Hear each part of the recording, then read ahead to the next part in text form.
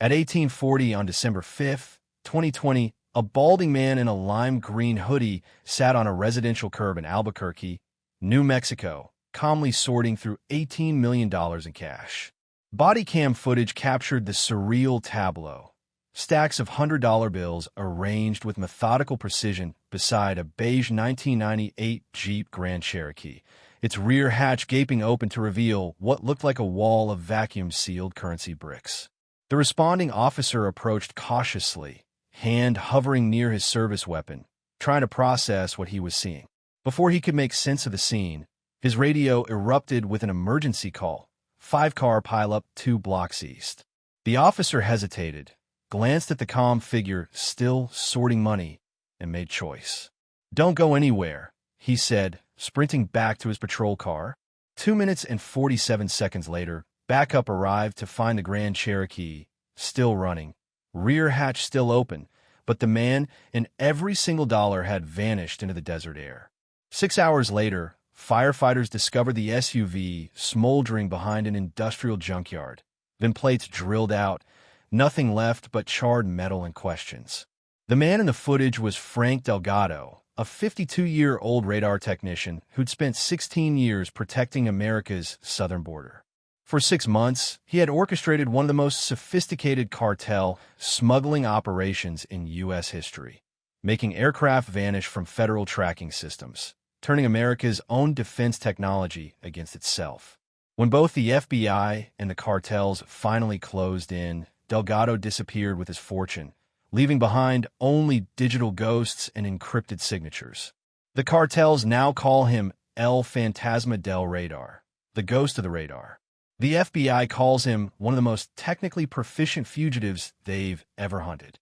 But this story didn't start with stolen millions or cartel deals. It started with an email notification that would transform a loyal federal contractor into the invisible man, and to understand how a man like Frank became a ghost, you have to go back to when he was still visible. Back to Yuma, Arizona, where his descent began not with greed, but with something far more dangerous: wounded pride and bureaucratic betrayal. Before we begin, click subscribe, like this video, and tell me in the comments where you're watching from. Your support helps us bring more thrilling and complex cases, and trust me, you won't want to miss them.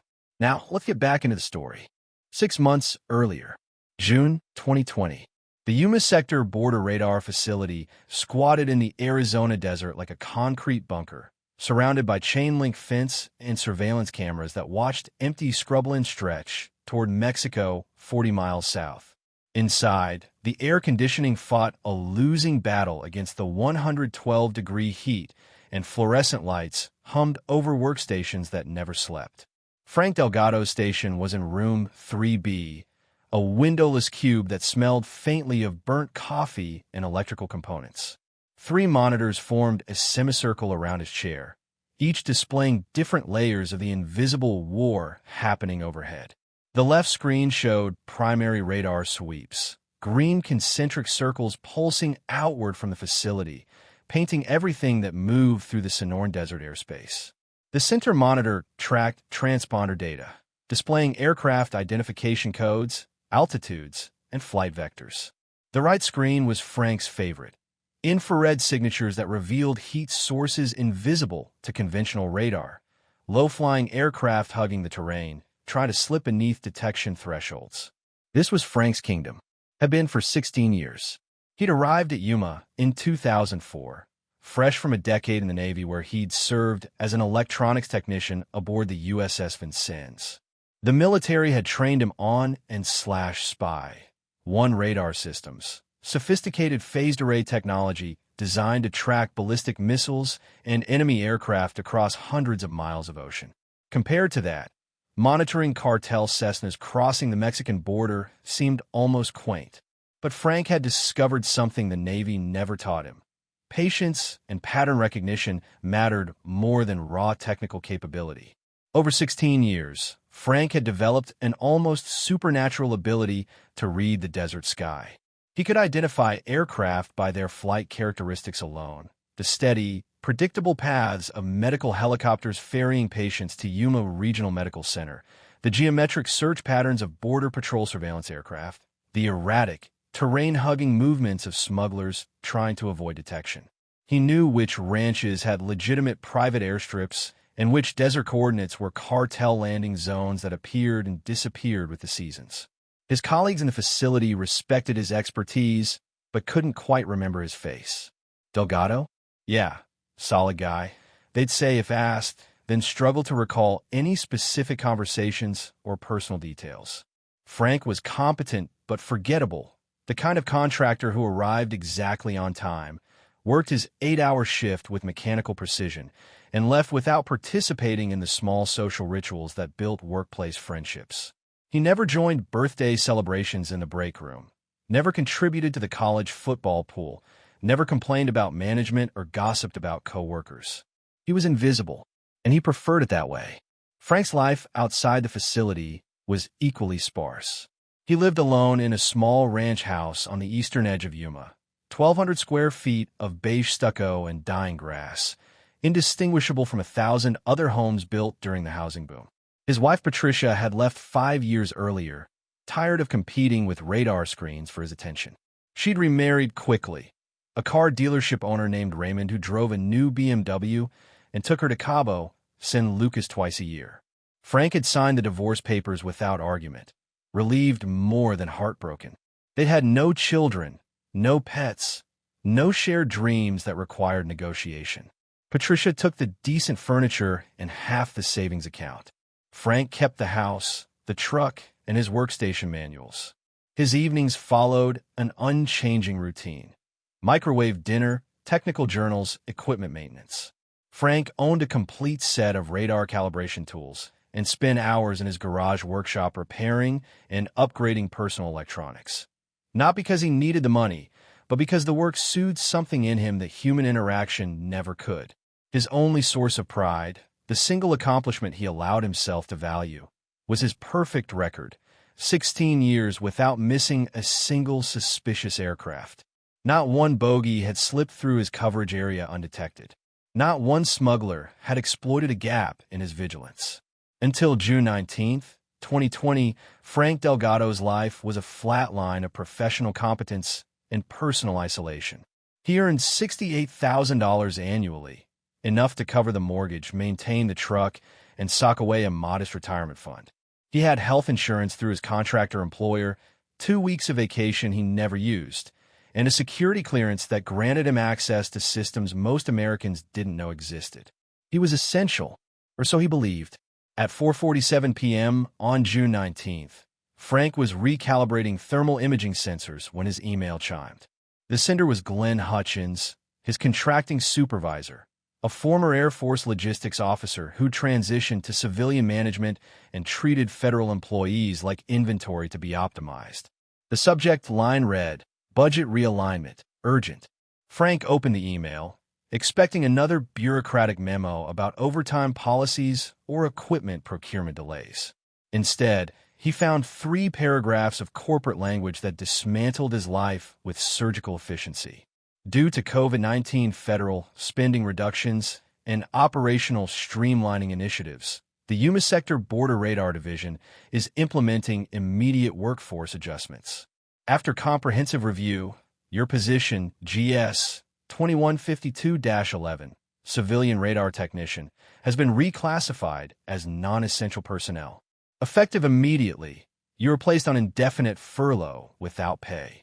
Your security clearance is suspended pending budgetary review and potential reinstatement timeline, TBD. Please coordinate with HR for COBRA benefits continuation and retirement account rollover options. Frank read it 3 times. The words didn't change. Non-essential personnel. After 16 years of perfect service, flawless performance reviews, and a detection record that had contributed to dozens of successful interdictions, he was non-essential. He looked up from his screen, suddenly aware of voices in the corridor outside room 3B. Laughter. Celebration. Frank stood, legs numb, and walked to his door. Through the narrow window, he saw younger contractors. Men in their 30s with half his experience but twice his political connections, clustered near the vending machines, passing around someone's phone, grinning. They'd survived the cuts. Frank recognized Tommy Vasquez, a contractor who'd started 18 months ago and spent more time networking with management than monitoring radar. He was laughing hardest of all. Frank returned to his workstation, logged out of the federal database with credentials that would expire at midnight, and collected the few personal items he kept in his desk drawer: a pocket multi-tool, a technical manual with his name written inside the cover, a photograph of the USS Vincennes that he hadn't looked at in years. He drove home in a daze, the truck's air conditioning barely functional in the late afternoon furnace. His mind performed automatic calculations, the same analytical process he used to track aircraft trajectories, now applied to his own life. Checking account balance: $3,400. Retirement savings: $47,000. Penalties and taxes, if withdrawn early, would reduce that to maybe $35,000. Monthly mortgage payment: $1,850. Truck payment: $520. Utilities, insurance, groceries, gas, another $800 minimum. For months. Maybe 5 if he eliminated everything non-essential: internet, cable, restaurants, any buffer for emergencies. Then what? Default on the mortgage, lose the house, declare bankruptcy? At 52 years old, start over with a ruined credit score and a resume that screamed unemployable? That night, Frank sat in his dark living room with a glass of whiskey, Maker's Mark, the only luxury he allowed himself, and watched shadows from passing headlights crawl across his walls. The house was silent except for the wheeze of the refrigerator and the occasional creak of settling wood. No television, no music, just Frank and the darkness and thoughts that grew sharper with each drink. He thought about all the cartel aircraft he'd tracked over 16 years. Hundreds of flights, maybe thousands, each one carrying cocaine, methamphetamine, fentanyl, millions of dollars in cargo flying overhead, while Frank earned his modest salary and congratulated himself on his integrity. The pilots were making 6 figures per flight. The cartel coordinators were building mansions in Sinaloa. And Frank was non-essential. He thought about the system that had just discarded him like obsolete hardware. The same bureaucrats who'd praised his work for 16 years had eliminated his position with a single email. No phone call, no meeting, no acknowledgement of his service, just corporate language and a benefits packet. He thought about the radar blind spots he'd discovered during his years of obsessive coverage analysis. Every system had vulnerabilities, gaps in coverage where terrain blocked signals, timing windows where shift changes created momentary lapses, frequencies that could be spoofed or suppressed. Frank knew them all. He'd spent years reporting them through official channels, writing detailed memos that disappeared into bureaucratic filing systems while the vulnerabilities remained unpatched. The whiskey glass was empty. Frank refilled it, then opened his laptop on the coffee table. He told himself he was just curious, just exploring a theoretical problem. If someone wanted to make an aircraft vanish from federal tracking, how would they do it? What code would they need to write? What access points would they exploit?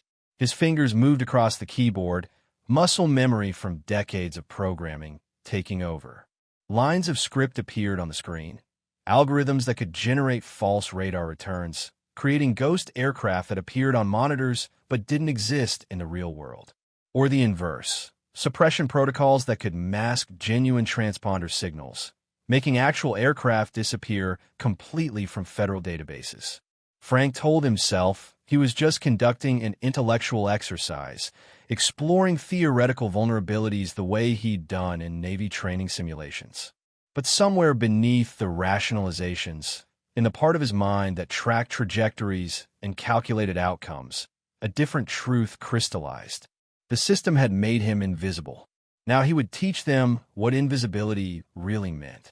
And he would make them pay for every year they'd taken for granted, every ounce of loyalty they'd exploited, every moment they'd treated him as a forgettable cog in their machine.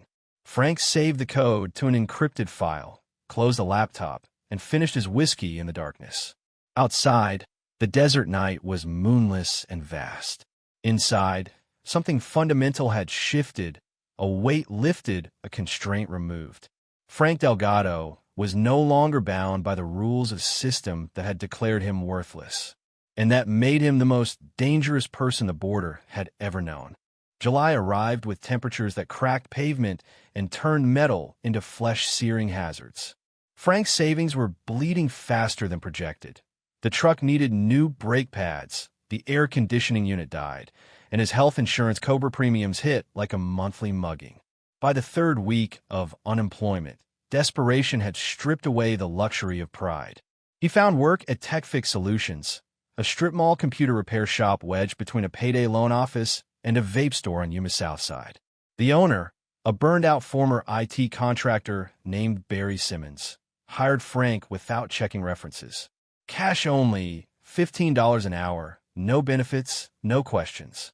The work was humiliating, replacing cracked phone screens for teenagers, removing malware from retirees' laptops, explaining to middle-aged women why their Facebook passwords needed more than password 123. Frank was overqualified to the point of absurdity. He maintained million-dollar radar systems for the federal government. Now he was installing printer drivers for minimum wage. But the work kept his hands busy and postponed the mortgage default clock ticking in the back of his mind. Barry didn't care that Frank barely spoke, didn't participate in the shop's culture of crude jokes and energy drink consumption. He showed up on time, fixed things efficiently, and left without drama. Invisible once again, the customer arrived on a Tuesday evening in late July, 15 minutes before closing. He was maybe 30, wearing a Diamondbacks cap, pulled low, and mirrored sunglasses despite the fading daylight. Nervous energy radiated off him like heat shimmer.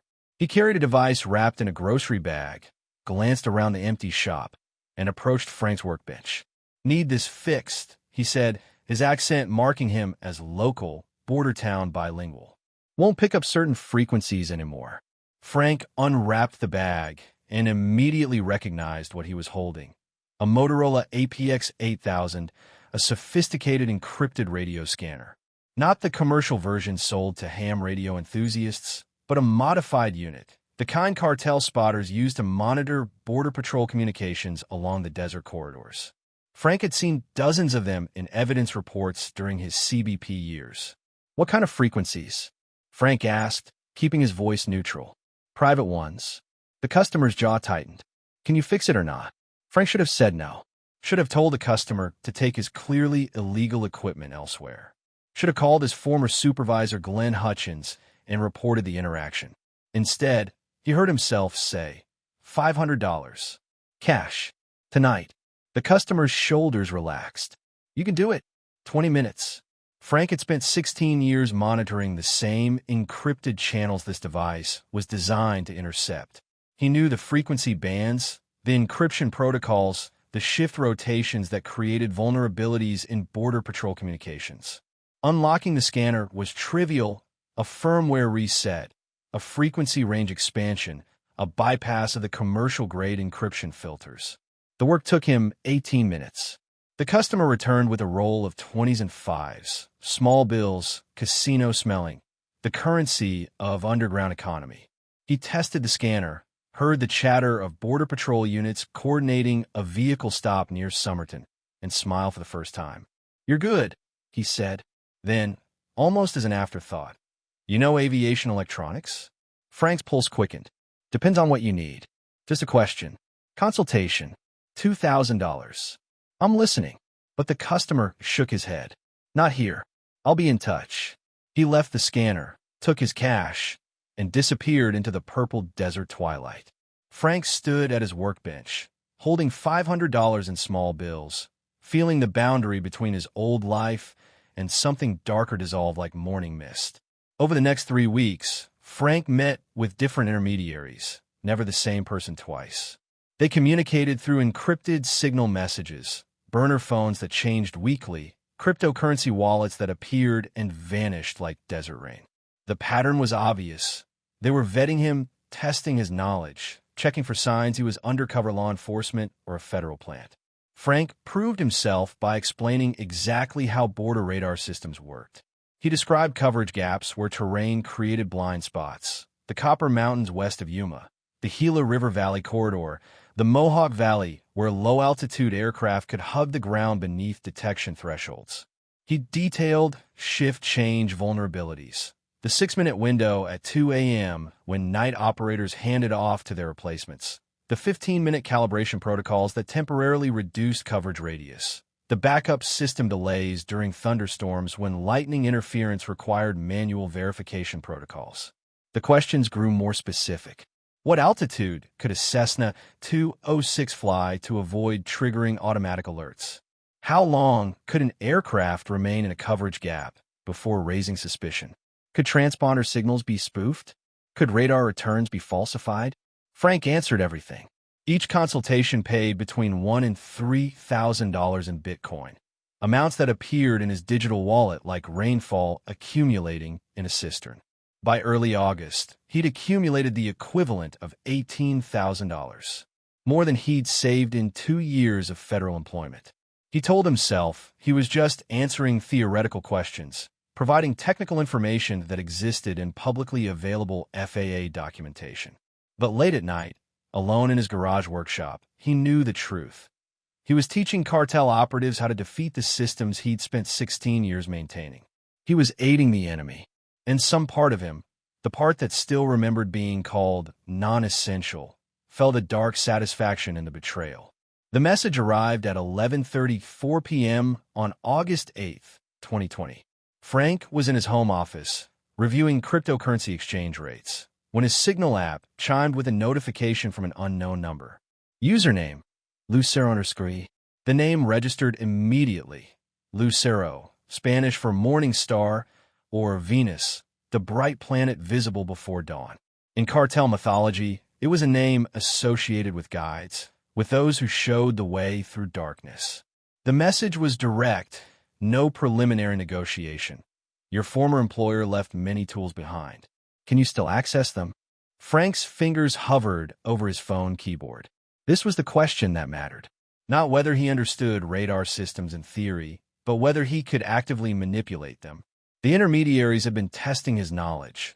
Lucero was asking if he could act. He typed carefully, maybe. Depends on what you need. 3 dots appeared, indicating Lucero was typing. They persisted for nearly a minute, someone on the other end choosing words with precision. Finally, check your wallet. Frank opened his cryptocurrency exchange app. A deposit notification glowed on the screen. 2.5 Bitcoin had been transferred to his wallet. At current exchange rates, approximately $28,000. More money than Frank had ever possessed at one time in his life. Another message, demonstration payment.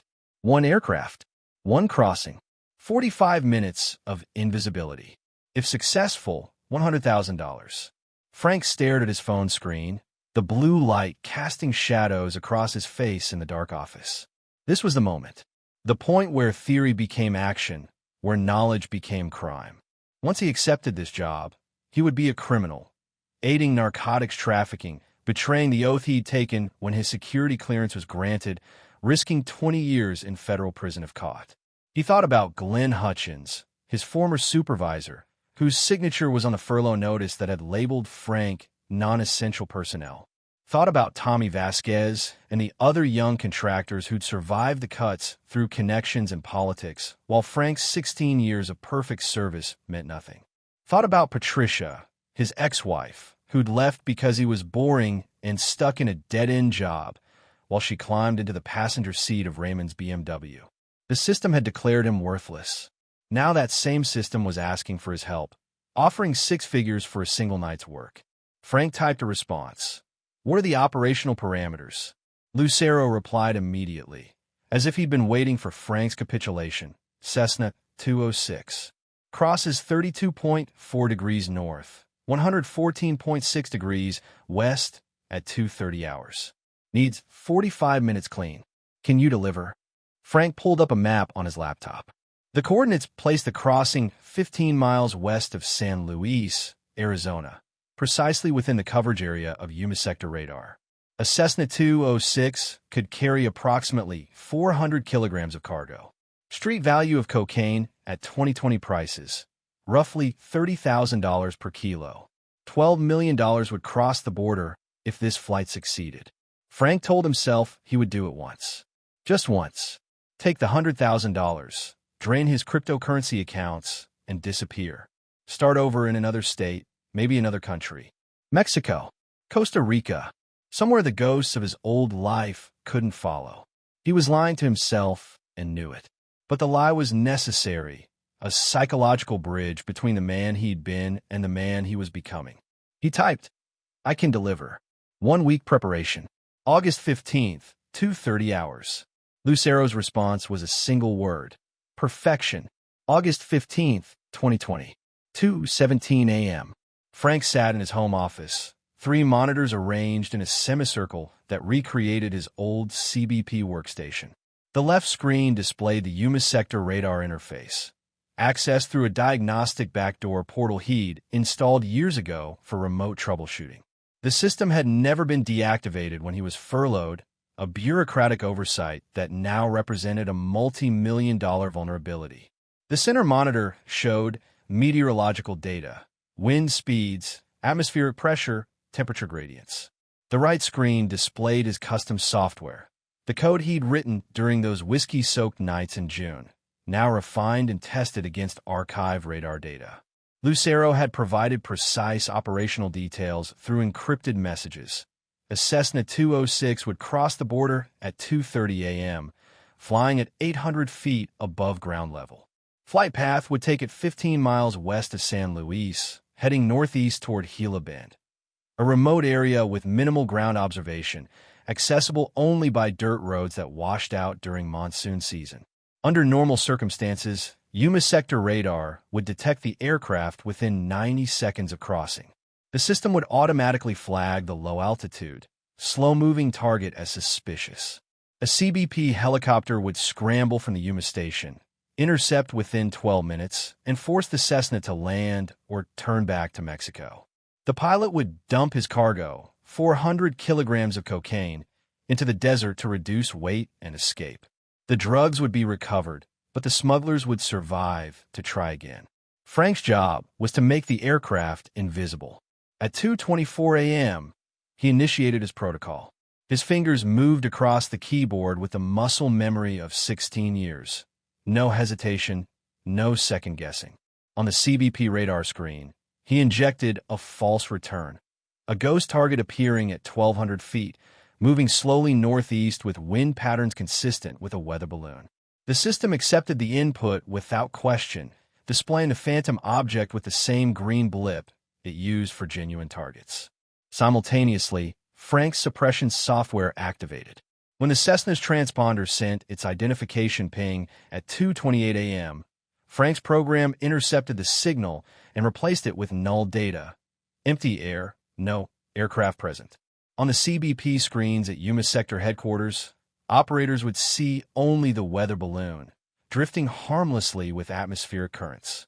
At 2:30 a.m., Frank's private monitor, connected to raw radar feeds the operators never saw, showed the Cessna crossing the border.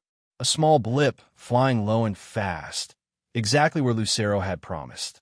On the official CBP screen, nothing but the ghost balloon. Frank's heart hammered against his ribs. His mouth was dry. His hands trembled slightly as he monitored both feeds, the real aircraft on his private screen, the false balloon on the CBP system. No alarms, no scrambled helicopters, no interceptor aircraft spinning up engines. The Cessna continued northeast, dropping to 600 feet as it approached the landing coordinates. Frank watched it descend, touch down on a dirt airstrip invisible on any official map, and sit motionless for 22 minutes while ground crews unloaded 400 kilograms of cocaine into waiting vehicles. Then the aircraft lifted off, turned southwest, and crossed back into Mexican airspace at 3:08 a.m. Total time in U.S. territory, 38 minutes. Frank had promised 45 minutes of invisibility. He delivered with 7 minutes to spare. He sat in silence for nearly an hour after the flight ended, staring at his monitors as they returned to normal operations. The ghost balloon drifting off-screen, the suppression software deleting its own logs, the CBP system showing nothing unusual about the night's activities. Frank had just aided a major narcotics smuggling operation. 400 kilograms of cocaine, street value approximately $12 million, would flood into American cities because of what he'd done. People would die from overdoses. Families would be destroyed. Communities would suffer. But the rush of power was overwhelming, intoxicating in a way whiskey had never been. Frank had controlled both sides of a federal law enforcement operation without anyone knowing he existed. He'd proven that the system, the massive, expensive, technologically sophisticated apparatus designed to secure America's borders, was completely vulnerable to a single invisible man with knowledge and resentment. At 6 a.m., as dawn light crept through his office window, Frank's cryptocurrency wallet notification chimed. A deposit had appeared, $100,000 in Bitcoin, converted immediately to his preferred exchange. He stared at the number for a long time. $100,000. More than he'd earned in 2 years of federal service. More than he'd saved in his entire civilian career. Deposited in his account for a few hours of work in a dark room, manipulating systems he'd once sworn to protect. Lucero's follow-up message arrived moments later. Perfection. Weekly schedule begins next Friday. Same rate. Are you interested? Frank closed his eyes, feeling something fundamental shift in his chest. The last fragment of the man he'd been dissolving into the man he was becoming. He typed, "I'm interested." And with those 2 words, Frank Delgado stopped being a disgraced federal contractor and became something else entirely. The invisible broker between 2 warring systems. The ghost who controlled the sky. The man both sides would hunt when they finally understood what he'd become. The flights became routine. Every Friday night, sometimes twice a week when demand spiked, Frank would sit in his dark office and make aircraft disappear. September brought 3 successful operations. October, for more. November, another 4, each executed with increasing sophistication.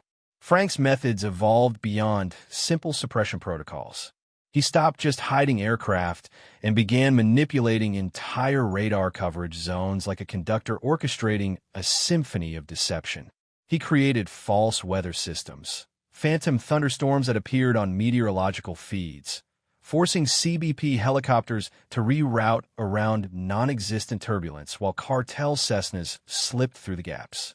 He generated fake transponder signals that sent federal agents chasing ghost aircraft across the desert, phantom targets that led interceptors 50 miles from actual smuggling operations, burning fuel and wasting man-hours while real loads crossed undetected.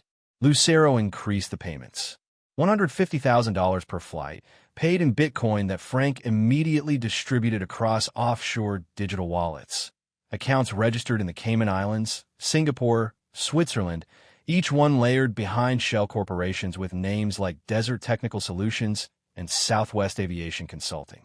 By late November, Frank had accumulated $1.9 million in cryptocurrency holdings. More wealth than his father had earned in 40 years of construction work. More money than Frank had ever imagined possessing. But the real breakthrough came in mid-September when Frank realized he didn't have to choose sides. He could play both.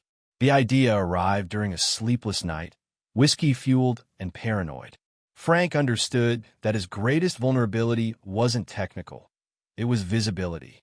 Sooner or later, someone at CBP would notice the pattern of successful smuggling operations coinciding with his furlough. The best defense wasn't invisibility, but controlled visibility. Make himself valuable to both sides simultaneously.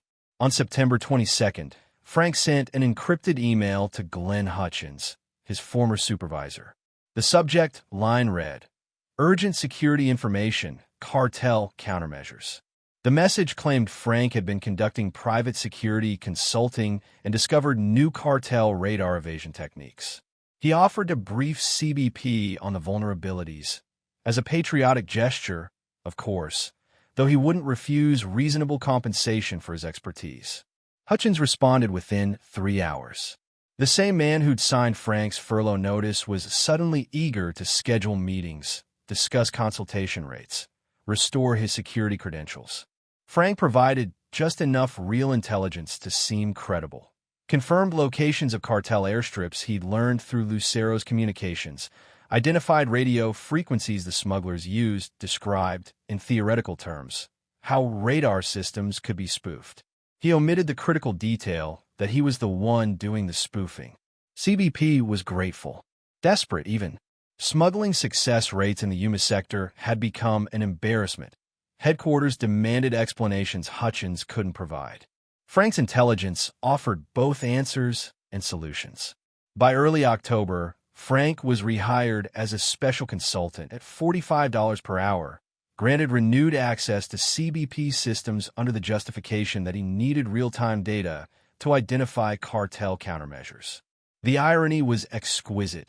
Frank now had legitimate access to the same systems he was corrupting for criminal profit.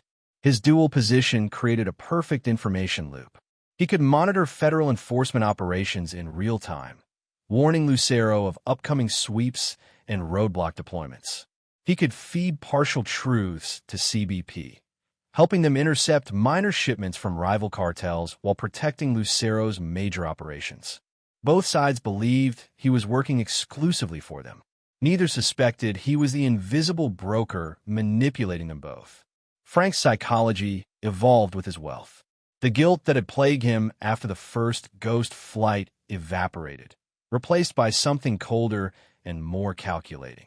He no longer saw himself as a criminal, but as an invisible broker, a systems analyst who discovered that the highest profits existed in the spaces between competing powers.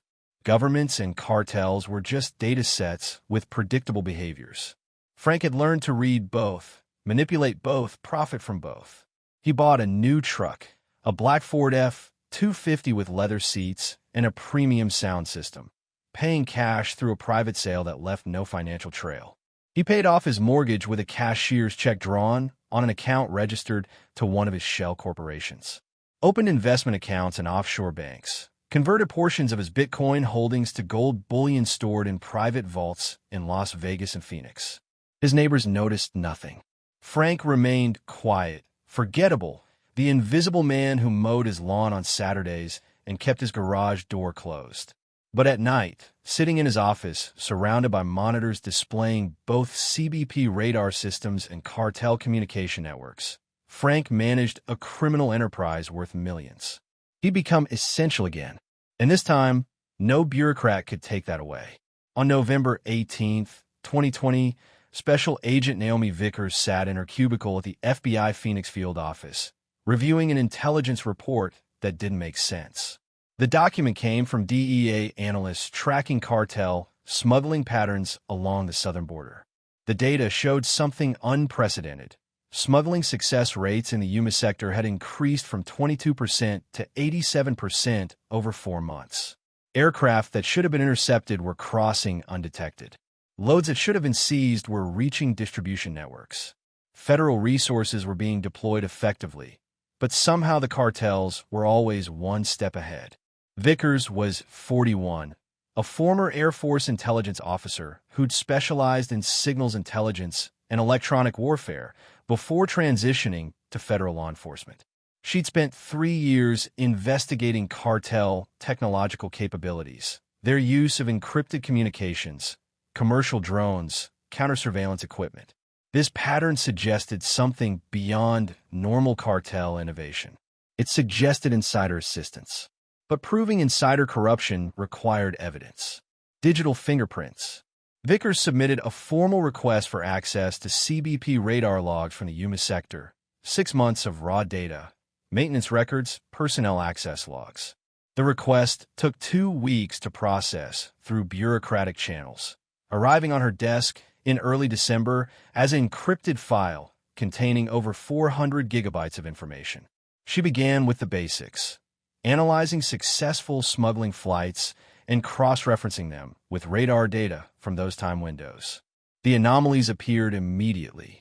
False weather returns during clear nights. Transponder signals that appeared and vanished without corresponding aircraft.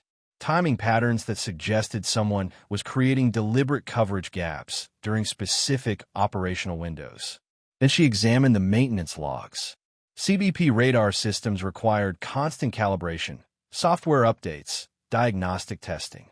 Technicians accessed the systems remotely through secure portals that logged every login, timestamp, user credentials, IP address, duration of access. The pattern emerged like a photograph developing in chemical solution.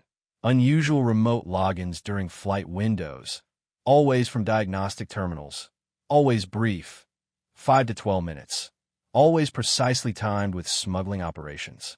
The logins were legitimate, using valid credentials and approved access protocols. But the consistency was damning. Vickers cross-referenced the access logs with personnel records. Most names were current CBP employees with perfect security clearances and no financial irregularities. But one name stood out: Frank Delgado. Furloughed in June 2020 due to budget cuts. His access credentials should have been deactivated but remained active in the system, a bureaucratic oversight that had created a massive security vulnerability. More interesting, Delgado had been rehired as a special consultant in September 2020, ostensibly to help CBP understand new cartel evasion techniques. His consulting contract granted him renewed system access with even fewer restrictions than before. Vickers pulled Delgado's complete background file. 52 years old, former Navy radar technician, 16 years of civilian federal service with exemplary performance reviews.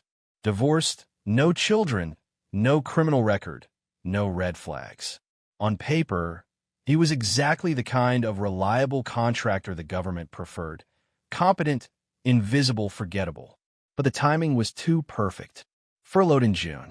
Smuggling success rates spike in August. Rehired as consultant in September with renewed system access. And his login patterns matched smuggling operations with statistical precision. Vickers submitted a request for full background investigation, financial records, communication intercepts, surveillance authorization. The request would take weeks to process, but she found her first solid lead. Frank Delgado wasn't just a furloughed technician. He was the ghost in the machine. On December 1st, 2020, Frank received a message from Lucero that changed the equation. Security concerns. Pause operations for 2 weeks. We'll advise when clear. Frank stared at the encrypted text, understanding immediately what it meant. Cartels didn't pause operations out of caution. They paused when they were preparing to eliminate loose ends. Someone in Lucero's organization had grown paranoid. Maybe a rival faction had noticed the Yuma corridor's unusual success rates and started asking questions. Maybe internal security had flagged Frank as a vulnerability. Either way, the message was a warning. His usefulness was approaching its expiration date. Frank had been monitoring cartel radio frequencies for months, mapping their communication networks with the same obsessive precision he'd once applied to tracking aircraft. He knew Lucero's organizational structure, operational patterns, the rivalries between competing factions. He'd been preparing for this moment since August, the inevitable betrayal when the cartels decided he knew too much. Now he would weaponize that knowledge. Frank identified a major smuggling operation scheduled for December 4th. 800 kilograms of cocaine crossing near Tacna, Arizona. Not one of Lucero's flights, but a rival faction that competed for the same distribution networks. Frank crafted an anonymous tip with surgical precision, exact coordinates, timing, radio frequencies, vehicle descriptions. He routed the information through multiple encrypted relays before sending it to the DEA's tips hotline, making it untraceable but credible. But the genius was in the details. Frank planted false evidence suggesting the tip originated from within Lucero's organization. Modified cartel radio chatter to include coded phrases only Lucero's people would use. Created digital breadcrumbs that pointed to an internal informant. On December 4th at 3:45 a.m., DEA and CBP units executed a coordinated raid near Tacna. The operation was devastating. 800 kilograms of cocaine seized, 14 cartel operatives arrested, $2.3 million in cash confiscated. 3 suspects killed in the resulting gunfight. The rival cartel's entire Arizona operation collapsed in a single night. And because of Frank's manipulated evidence, they blamed Lucero's organization for the betrayal. Lucero's response arrived the next morning. Your payment is ready. In-person delivery required. Albuquerque. Tomorrow. 6 p.m. location to follow. Frank read the message 3 times. In-person delivery. After 5 months of cryptocurrency transfers and encrypted communications, Lucero suddenly wanted a face-to-face meeting. The translation was obvious. This was a kill order disguised as a final payment. Frank would drive to Albuquerque, accept his money, and disappear permanently, just not the way he'd planned. But Frank had been monitoring more than cartel radio frequencies. He'd been tracking Lucero's financial networks, mapping the cryptocurrency accounts where the organization stored its operational funds. Frank had identified the digital wallets, cracked the security protocols, obtained the private encryption keys. Lucero had accumulated over $18 million in a primary holding account, money earmarked for equipment purchases, payroll, bribe payments. It was supposed to be secure, protected by military-grade encryption and multiple authentication layers. Frank drained it in 47 minutes. He routed the cryptocurrency through a series of exchanges, Bitcoin to Ethereum to Monero, fragmenting and reconsolidating across dozens of accounts. Then he converted the digital currency to physical cash through underground exchange networks in Phoenix and Las Vegas. The conversion cost 15% in fees. Money launderers and cash couriers demanded their cut, but Frank still walked away with $15.3 million in $100 bills. He arranged for the cash to be delivered in vacuum-sealed bricks, bound with plastic wrap, and labeled with tracking codes. The delivery required 2 vehicles and 6 intermediaries, none of whom knew the full scope of the operation. On December 5th at 10 a.m., Frank loaded the money into his old Grand Cherokee, the same beige SUV he'd owned for 12 years, so forgettable that neighbors couldn't accurately describe it. He packed nothing else. No clothes, no personal items, no photographs. Just the cash and a burner phone with 3 numbers programmed into memory. He left his house in Yuma for the last time, didn't lock the door, left lights burning in the kitchen. Let the mortgage company figure out what to do with the property. Let his neighbors wonder where he'd gone. Frank was done being findable. He drove north toward Albuquerque, not to meet Lucero, but to disappear. He knew both the FBI and the cartels were closing in. Agent Vickers was likely already building her case, connecting digital breadcrumbs to his name. Lucero's enforcers were probably preparing to eliminate the Luce and he represented.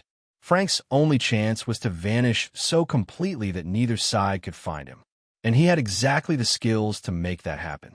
After all, he'd spent 5 months teaching the world how to make things invisible. Now he would disappear himself. Frank reached Albuquerque at 6:30 p.m., 8 hours after leaving Yuma. The drive had been methodical, paranoid, exhausting. He'd rotated through burner phones every 90 minutes, destroying each SIM card and tossing the phones into rest stop dumpsters across New Mexico. Paid cash for gas at stations without surveillance cameras. Avoided toll roads and highway checkpoints. Stuck to secondary routes where traffic cameras were sparse or non-existent. The Grand Cherokee's trunk and backseat were packed with $15.3 million in vacuum-sealed bricks. Enough weight that the suspension groaned on rough roads. Enough money to fill a small room. Frank had driven those 8 hours hyper-aware of every police cruiser, every suspicious glance from other drivers. One traffic stop, one curious cop asking to search the vehicle, and his entire plan would collapse. But he'd made it. And now came the final performance. Frank wasn't running away. That's what amateurs did, what panic criminals did.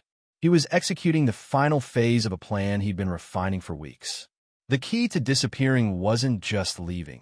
It was controlling the narrative of your departure, creating enough chaos and confusion that investigators couldn't distinguish truth from theater, real evidence from manufactured misdirection. The best way to disappear was to become a ghost story, and Frank was about to give them the most memorable ghost story the border had ever seen. He parked on a residential street in northeast Albuquerque, middle-class neighborhood, streetlights just flickering to life, families visible through living room windows eating dinner and watching television. The ordinariness was essential. Spectacular crimes in spectacular locations attracted focused investigation. Surreal events in mundane settings created cognitive dissonance that confused witnesses and contaminated evidence chains. From a duffel bag in the passenger seat, Frank removed bundles of high-quality counterfeit currency. $2.7 million worth of fake hundreds he'd purchased through criminal contacts in Las Vegas. The bills were nearly perfect. Correct paper weight, accurate color-shifting ink, properly textured printing. They'd fool casual inspection, maybe even initial police analysis. By the time forensic labs determined they were counterfeit, Frank would be gone. He loaded the fake money into the Grand Cherokee's rear cargo area, arranging it with theatrical precision, stacks visible through the open hatch, some bundles positioned on the ground beside the vehicle as if he'd been in the middle of counting them. The real $15.3 million remained hidden in a custom compartment beneath the rear seat, invisible unless you knew exactly where to look. Frank checked his watch. 6:38 p.m. He put on his lime green hoodie, bright, memorable, the kind of detail witnesses would fixate on, and mirrored aviator sunglasses that hid his eyes and made his face harder to identify. Then he sat on the curb beside the Grand Cherokee and began calmly sorting through the counterfeit bills, waiting for the performance to begin. He'd studied Albuquerque police patrol patterns for 2 days. Residential neighborhoods in the northeast quadrant averaged one patrol car every 20 to 25 minutes during evening hours. Frank had positioned himself on a street that fell directly within the standard patrol route. At 6:43 p.m., right on schedule, a patrol car turned onto the street. Frank didn't run, didn't show alarm, didn't do anything that would trigger a tactical response. He just continued sorting money with methodical calm, as if counting cash on a residential curb was the most natural thing in the world. The patrol car's headlights swept across him. Brake lights flared. The vehicle stopped 15 feet away. Officer Raymond Gutierrez, 32 years old, 6 years on the force, trained to expect the unexpected in Albuquerque's eclectic neighborhoods, stepped out of his cruiser with one hand hovering near his service weapon. The scene before him didn't compute. A middle-aged white man in a lime green hoodie, sitting calmly beside what appeared to be hundreds of thousands of dollars in cash stacked in and around a beat-up Jeep Grand Cherokee. "Sir," Gutierrez called out, his voice careful, controlled. "I need you to stand up slowly and show me your hands."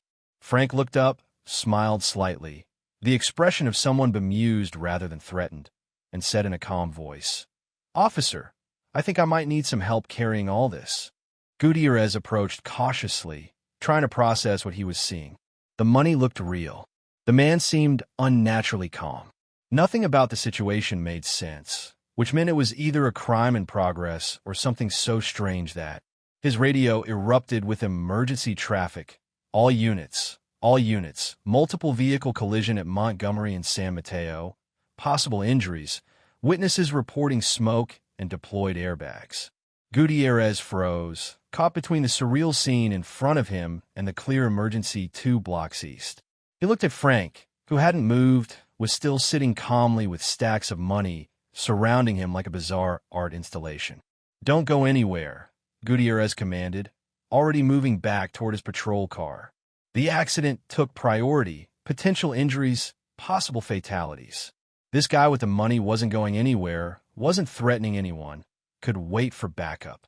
Gutierrez's patrol car accelerated toward the intersection, emergency lights flashing. The moment the cruiser turned the corner, Frank moved.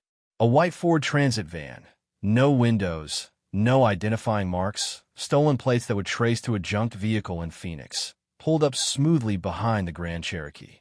2 men wearing tactical gloves and baseball caps jumped out. No words exchanged. Frank had paid them $50,000 each for exactly 3 minutes of work, and they executed with professional efficiency. They opened the rear seat compartment, extracted the real money in its vacuum-sealed bricks, transferred it to the van's cargo area. Frank grabbed a small backpack containing 2 changes of clothes, 3 passports under different names, and a laptop encrypted with military-grade security protocols. Total elapsed time, 2 minutes, 47 seconds. Frank climbed into the van's passenger seat. The driver, a former military contractor who'd done security work in Iraq and asked no questions about civilian jobs, pulled away from the curb at exactly the speed limit, obeying every traffic law, just another commercial vehicle in Albuquerque's evening traffic. Behind them, the Grand Cherokee sat running, rear hatch open, counterfeit cash visible and glowing under streetlights like a stage set waiting for its audience. Backup units arrived at 6:46 p.m. 3 patrol cars, officers with weapons drawn, expecting armed suspects or a hostage situation. Instead, they found an idling SUV, an open rear hatch, and approximately $2.7 million in what appeared to be $100 bills. No suspect. No witnesses beyond Officer Gutierrez's body cam footage showing a calm man in a lime green hoodie saying something about needing help carrying money. The scene made no sense. The money was real, or appeared to be upon initial inspection. The vehicle was registered to Frank Delgado, a Yuma resident with no criminal record. But the man had simply vanished in the 3 minutes between Gutierrez's departure and backup's arrival. By 11 p.m., the Grand Cherokee had been transported to an industrial junkyard on Albuquerque's west side. The men Frank had hired, different contractors, paid another $20,000 each, used power tools to drill out VIN plates from the dashboard, door frame, and engine block. They removed the license plates, wiped down surfaces, and poured a mixture of diesel, fuel, and motor oil throughout the interior, an accelerant combination that burned hot enough to destroy DNA evidence, fingerprints, and most forensic traces.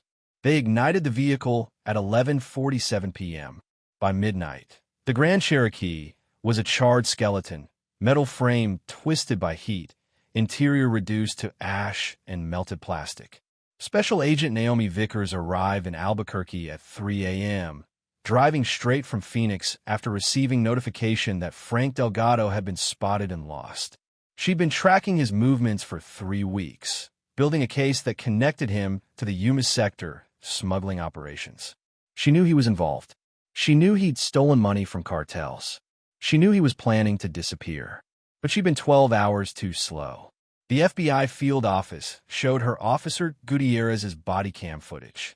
Vickers watched it 3 times, analyzing every detail. The lime green hoodie, deliberately memorable.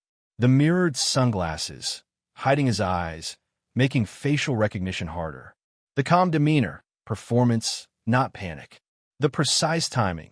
Frank had positioned himself where a patrol car would find him, then executed his switch during the brief window when emergency services were distracted. It's staged, Vickers told the assembled law enforcement personnel. All of it. The money display, the casual attitude, even the car accident 2 blocks away. He orchestrated this scene specifically to create confusion and buy himself time. FBI forensic teams processed the burned Grand Cherokee over the next 18 hours. They found nothing useful. No fingerprints survived the fire. No DNA could be recovered from the ash. The VIN removal had been thorough. Even the hidden secondary VIN stamps had been ground away. Chemical analysis confirmed the accelerant was a diesel motor oil mixture, common enough that it provided no investigative leads. The only significant finding came from the currency lab analysis. The money left at the scene was counterfeit. High quality, among the best the examiners had seen, but fake nonetheless. Frank had left approximately $2.7 million in prop cash as a decoy while the real money vanished with him. The cartels realized the theft within 48 hours. Lucero's organization discovered that $18 million had been drained from their operational accounts. Cryptocurrency wallets that were supposed to be impenetrable, protected by encryption that would take supercomputers years to crack. Frank had bypassed it all in less than an hour. Lucero issued a bounty. $5 million for Frank Delgado, alive or dead. Cartel enforcers began searching the Southwest, checking border crossings, monitoring airports, tracking financial transactions. But Frank had disappeared as completely as the aircraft he'd once erased from radar screens. Vickers led a multi-agency task force dedicated to finding him. They traced his shell corporations, his cryptocurrency accounts, his offshore holdings. Everything led to dead ends. Accounts emptied, corporations dissolved, digital trails that vanished into encrypted darkness. Frank's phone went silent after December 5th. No credit card transactions. No border crossings registered with his name or known aliases. No electronic signature whatsoever. He'd become a ghost in the system he'd once served. December became January. Sightings flooded into law enforcement from across the Southwest and beyond. Someone matching Frank's description was seen in Tijuana, but Mexican federal police found nothing. A body discovered in the Arizona desert was initially identified as Frank based on age and build, but DNA analysis proved it was a different person. An encrypted message appeared on cartel radio frequencies. The ghost still watches, but the source was untraceable, possibly just criminal folklore. Local news picked up the story. Radar operator vanishes with $18 million in cartel cash. Cable news ran segments with dramatic recreations. Frank became a folk legend along the border. Some called him a genius who'd beaten both the government and the cartels. Others a traitor who'd betrayed his oath for money. True crime forums debated whether he was alive or dead, whether he'd fled to Mexico or was hiding in plain sight under a new identity. Cartel networks gave him a name, El Fantasma del Radar, the ghost of the radar. The name spread through encrypted channels, became shorthand for someone who could manipulate systems invisibly, who could make things disappear without explanation. Vickers studied his psychological profile obsessively. Frank was military-trained, expert in electronic warfare, patient, methodical. He'd spent 16 years learning systems before betraying them. He'd prepared his disappearance for months, leaving no trace that wasn't deliberate misdirection.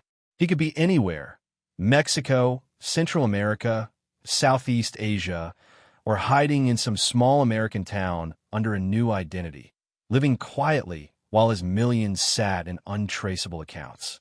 Every lead went cold. Every tip produced nothing. Until March 2021, 3 months after Frank's disappearance. Border Patrol detected unusual radar anomalies near Laredo, Texas, aircraft vanishing from tracking screens, ghost signals appearing in coverage zones, suppressed transponder data during smuggling operations. The pattern was unmistakable. Someone was using Frank's techniques, his coding style, his sophisticated understanding of radar vulnerabilities. Vickers analyzed the digital signatures. The methods matched Frank's previous work with near-perfect precision. The same timing patterns, the same technical approach, the same elegant manipulation of federal systems. Someone with Frank Delgado's knowledge was still operating, still making aircraft invisible, still selling his expertise to cartels willing to pay. Vickers sat in her office at 2 a.m., staring at radar data on her monitor, and realized the truth. Frank wasn't hiding. He hadn't retired to some beach in Costa Rica or disappeared into anonymous suburban life. He'd evolved into something more dangerous than a fugitive, a digital mercenary operating from an unknown location, selling invisibility to the highest bidder. The hunt wasn't over. It was just beginning. And somewhere in the world, Frank Delgado was watching radar screens, manipulating systems, and laughing at everyone who thought he could be caught. By June 2021, 6 months after Frank Delgado's disappearance, NSA analysts monitoring cartel communications noticed something unprecedented: encrypted messages referencing a new service provider in the smuggling networks. Someone was offering electronic protection services, aircraft tracking evasion, communication security, counter-surveillance capabilities that seemed almost supernatural in their effectiveness. The services were expensive, $500,000 per operation, paid exclusively in cryptocurrency through dark web marketplaces that required multiple layers of authentication to access. But the success rate was perfect, 100%. No client aircraft had been intercepted. No operations had failed. Whatever this provider was doing, it worked flawlessly. No one in the cartel networks knew the operator's real identity. They knew only the code name that appeared in encrypted channels, Phantasma. Frank had transformed his skills into a mercenary operation more sophisticated than anything he'd managed for Lucero. He no longer worked exclusively for one organization. That had been his vulnerability, the relationship that had nearly gotten him killed. Now he was a freelancer, serving any cartel willing to pay his rates. Sinaloa, Jalisco, New Generation, Gulf Cartel, independent operators. Frank didn't discriminate. Money was money, and ideology was a luxury for people who couldn't manipulate reality with code. His business model was elegant in its simplicity. Clients submitted operation requests through encrypted dark web platforms, providing flight details, timing, and routes. Frank would analyze the parameters, confirm feasibility, and quote a price. Payment came first, non-refundable, held in escrow accounts he controlled. Then on the scheduled night, aircraft would cross the border completely invisible to federal tracking systems. Radar screens would show nothing or show phantom targets miles from the actual flight path or display weather patterns that forced interdiction helicopters to divert. Frank never met clients in person, never revealed his location, never communicated through anything but encrypted channels that routed through proxy servers in 15 different countries. His physical presence was completely irrelevant to his operations. He could be anywhere with internet access, and the systems he manipulated were halfway around the world. The technical infrastructure he'd built was masterful. Frank maintained backdoor access to radar facilities across the entire southwest border. Not just Yuma anymore, but El Paso, Laredo, San Diego, Tucson. He'd infiltrated FAA communication networks through old maintenance portals that had never been properly secured. He'd compromised CBP databases using credentials harvested from contractors who didn't realize their login tokens could be cloned and reused. He even had limited access to some DEA surveillance systems, enough to monitor enforcement operations and warn clients when raids were imminent.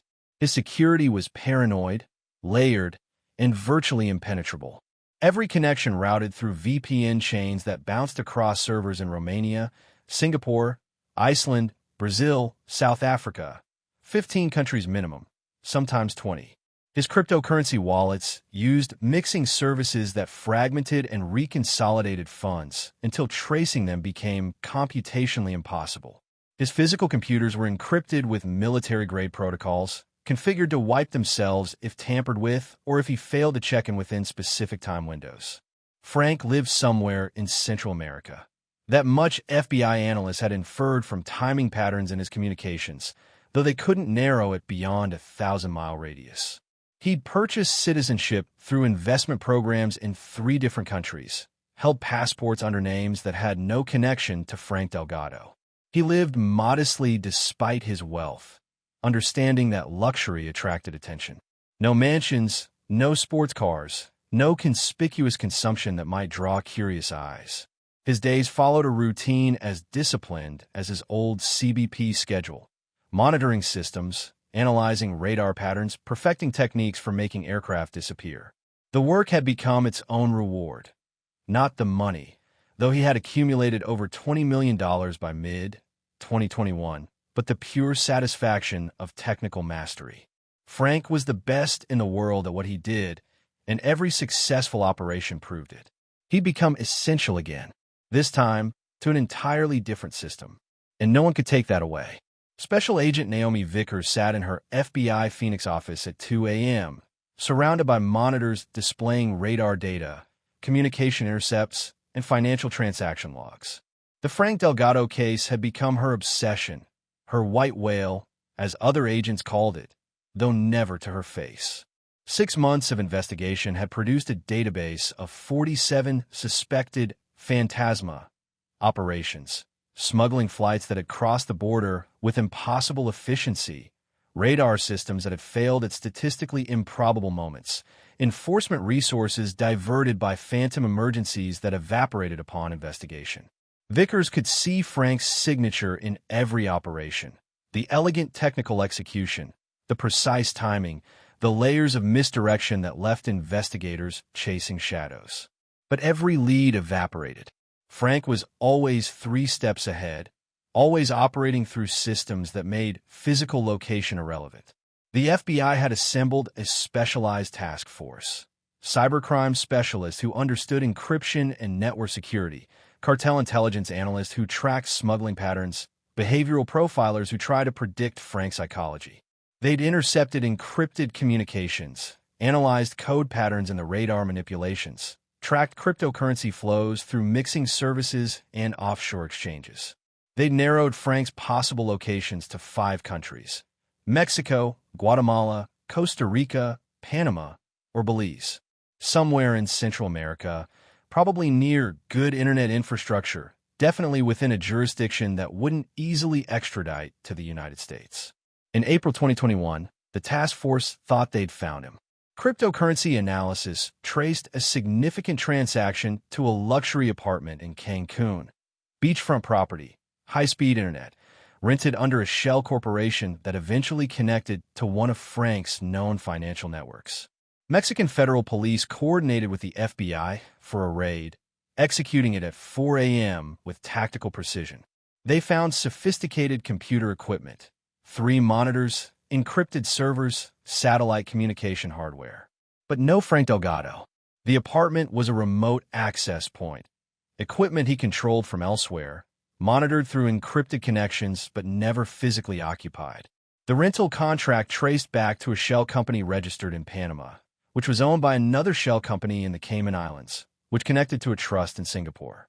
The paper trail was endlessly recursive, deliberately designed to waste investigative resources. Vickers had stood in that empty Cancun apartment, staring at the computer screens still displaying radar feeds from Arizona border stations, and realized the fundamental truth. Frank wasn't just hiding from law enforcement. He'd built a system where his physical presence was completely irrelevant. He could be anywhere, literally anywhere with internet access, managing operations remotely, untouchable because geography no longer mattered. Over the months, Vickers had begun to understand Frank's psychology in ways that surprised her. He wasn't motivated by pure greed. Plenty of criminals stole money without developing the sophisticated infrastructure Frank had built. He was motivated by resentment and wounded pride. The system had betrayed him, labeled him non-essential after 16 years of loyal service, discarded him like obsolete equipment. Frank had responded by proving exactly how essential he actually was by demonstrating that the entire border security apparatus was vulnerable to a single expert with grudge enough to exploit it. Vickers didn't sympathize. Frank had aided drug trafficking operations that killed Americans, had betrayed his oath and his country for profit. But she understood him, and understanding was the first step toward catching him. The question was whether she ever would. November 2024. For years after Frank Delgado's disappearance, the FBI's most wanted poster still featured his photograph. The official CBP contractor ID photo from 2019, showing a bland middle-aged man with thinning hair and forgettable features. The reward had increased to $2 million for information leading to his capture. But no credible tips had emerged in years. The occasional fraudulent claim from attention seekers, the periodic false sightings that led nowhere, but nothing actionable. Along the border, El Fantasma del Radar had transcended manhunt and become mythology. Cartel operatives whispered about the ghost who sees all, a figure who could make aircraft invisible, who watched every federal operation, who existed everywhere and nowhere simultaneously. Some believed he was dead, that the legend had outlived the man. Others insisted he was still active, still operating, still untouchable. New smugglers entering the trade paid tribute, leaving small amounts of cryptocurrency in digital wallets associated with the legend, offerings to a ghost they'd never meet. Whether Frank actually collected these tributes, Vickers didn't know. The wallets existed, the money appeared and disappeared, but tracing it led nowhere. Radar anomalies matching Frank's technical signature continued to appear. Less frequently now, maybe once per month instead of weekly, but executed with the same flawless precision. Aircraft would vanish from tracking systems in Arizona, then Texas, then California. Each successful operation was a message broadcast to everyone hunting him. I'm still here, and you still can't catch me.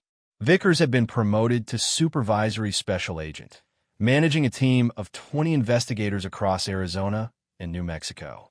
But she still maintained personal oversight of the Delgado case, still had one analyst dedicated full-time to reviewing border radar data for Frank's signature patterns. She knew he was out there somewhere, still operating, still invisible, still proving every day that one expert with sufficient motivation could defeat systems designed by thousands of people with billion-dollar budgets. She wondered if he would ever make a mistake, if age would slow his reflexes, if arrogance would make him careless, if some unpredictable variable would finally expose him, or if Frank Delgado would remain a ghost forever, a cautionary tale about system security, about how organizations treat their people, about the consequences of declaring anyone non-essential. Somewhere in the world, in a location Vickers couldn't determine despite 4 years of investigation, Frank sat in front of monitors watching news coverage of his own legend. He had no intention of returning to the United States. He lived under a new identity, spoke a new language with increasing fluency, had built a new life in a place where American law enforcement couldn't easily reach. The money meant less to him now than it had in those desperate months after his furlough. $20 million sat in accounts he barely monitored, more wealth than he could spend in 5 lifetimes. What mattered was the knowledge that he'd beaten the system, proven that the non-essential technician was the most essential person in the entire apparatus. Without him, the border security system functioned normally. With him as its adversary, the system became his playground. He'd transformed his invisibility from liability into superpower. And every aircraft he made disappear was proof. On November 10th, 2024, Agent Naomi Vickers arrived at her office to find an email waiting in her encrypted inbox. The sender was listed as anonymous at offshorerelay.onion, a dark web address that routed through systems designed specifically to prevent tracing. The subject line read, "You are always the best hunter." Vickers felt her pulse quicken. She ran the email through security protocols. No malware, no tracking scripts, no obvious threats. Just a message. She opened it. The body contained a single sentence. "You can't find what was never there." Attached was a file, metadata from a radar sweep dated December 5th, 2020, the night of Frank's disappearance. Vickers opened it, ran analysis software, and found what she knew would be there. Frank's digital signature hidden in the code. A watermark only he would create, a calling card that said, "I was here, I did this, and you still can't catch me." But the metadata itself, traced to an offshore relay, encrypted through systems so sophisticated that NSA analysts couldn't crack them. Frank had sent this message from somewhere, but determining where would require computational resources the FBI simply didn't have. Vickers stared at the message for 10 minutes, reading and rereading the single sentence. Then she typed a response, knowing it was futile but needing to say it anyway. "Ghosts can't hide forever. Every system has a flaw. I'll find yours."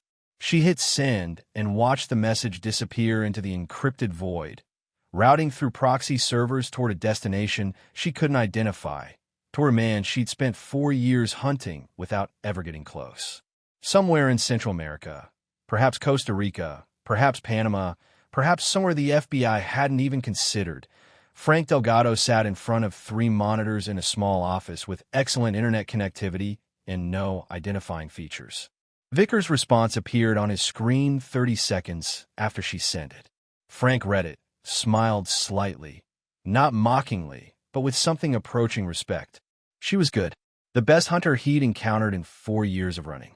If anyone was going to find him, it would be her. But not today.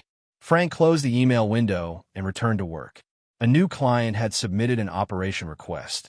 A Cessna 182 carrying fentanyl precursor chemicals from Sinaloa, scheduled to cross near Nogales in 72 hours. The client was offering $400,000 for 40 minutes of invisibility. Frank analyzed the flight parameters, checked radar coverage patterns, identified the vulnerabilities he would exploit. His fingers moved across the keyboard with practiced efficiency, writing code that would make an aircraft disappear from federal tracking as completely as Frank himself had vanished from the world he once inhabited. El Fantasma del Radar continued his work, invisible, untouchable, eternal, making aircraft disappear, making millions, proving every single day that the system had been wrong about him. He wasn't non-essential. He was irreplaceable. And in the war between men and systems, the ghost always wins. Thank you for watching. We hope you sure learned a thing or two from Frank Delgado. Don't forget to click that subscribe button, like the video, and tell me where you're watching from. Also, click on the image on your screen to watch more thrilling true crime cases and stay updated with our latest content.